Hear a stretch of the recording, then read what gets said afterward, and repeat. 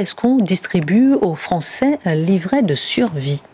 Écoutez, on a ce sentiment qu'il faut que les Français restent dans la peur. Emmanuel Macron, c'est un peu l'anti-Jean-Paul II. Ayez peur. Alors là, c'est plus qu'un flyer. Hein. C'est un manuel. Il y a 20 pages. Alors il nous parle des diverses menaces. Un manuel de survie donc face aux menaces. Donc il y a le conflit armé, bien sûr, mais les catastrophes naturelles, les accidents industriels, les attaques cyber, et puis bien sûr, on les a connus. On en a connu une, les épidémies et le problème sanitaire. Alors, c'est calqué sur le modèle suédois. Vous savez qu'en Suède et en Finlande, à la fin 2024, alors là, c'était clairement dans le contexte de la guerre en Ukraine, on a donné ce type de manuel donc aux Finlandais et aux Suédois. Alors, on nous dit que là, non, il ne faut pas s'inquiéter, c'est pas lié au conflit, mais en réalité, ça tombe pile poil, que c'est dans le cadre plan de résilience qui a eu lieu après la crise sanitaire. Alors, ce manuel de 20 pages, il comprend 3 parties. La première, c'est se protéger avec un kit un peu survivaliste. Il ne faudra pas se plaindre que les gens deviennent survivalistes. Donc, 6 litres d'eau en réserve, quelques boîtes de conserve, bon, ça va pas très loin quand même, hein, une lampe torche, du Doliprane et puis les numéros à connaître. Donc ça, on nous explique qu'il faut faire ça. Après, on nous dit les bons gestes à adopter en cas d'alerte. Alors, en cas d'alerte nucléaire, sachez-le, il faut fermer les portes.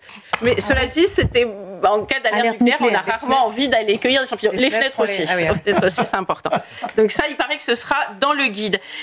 Et puis, la dernière partie, c'est plutôt engagez-vous, rengagez-vous. C'est un appel aux uns et aux autres pour s'investir, un appel patriote.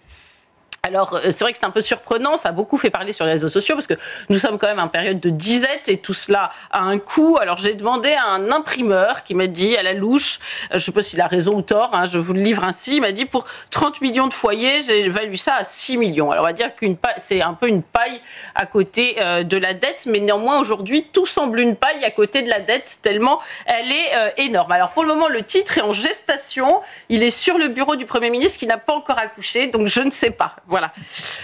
Alors, mais pourquoi un manuel envoyé à l'ancienne plutôt que peut-être un site internet comme en Finlande? Oui, alors on a fait comme la Suède, un manuel à l'ancienne, donc envoyé dans la boîte, un papier, parce qu'on s'est dit peut-être, j'imagine, hein, il y a plusieurs raisons. Alors la première, c'est que s'il y a une cyberattaque, eh ben, évidemment, il n'y a plus de lien, de liaison Internet, donc on va le distribuer dans les boîtes aux lettres en espérant que ça ne restera pas coincé entre les promotions jardinerie de l'hypermarché et puis l'agent immobilier qui vous donne un petit papier pour de votre maison, parce qu'aujourd'hui il se passe plus grand chose dans la boîte à lettres, on va pas se mentir, donc ça on va le trouver ainsi, et puis parce qu'en France notre gouvernement a la passion du flyer et du papier, tant pis pour l'écologie et pour les arbres.